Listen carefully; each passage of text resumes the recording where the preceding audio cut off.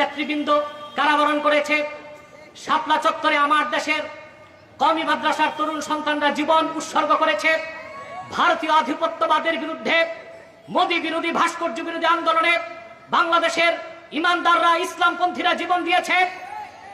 সেই ক্ষোভ বিস্ফোরণের আকারে বহিঃপ্রকাশ ঘটেছে ছাত্র আন্দোলনের মাধ্যমে। অতএব আমি হেফাজত নেতৃবৃন্দ সহ সারা দেশের আলেমদেরকে বলবো, ভারতীয় আধিপত্যবাদ থেকে বাংলাদেশ মুক্ত হয়েছে। হাসিনার বিদায়ের মাধ্যমে দেশ একটি আযাব মুক্ত হয়েছে। মার্কিন আগ্রাসনের আযাব যেন বাংলাদেশে না আসে।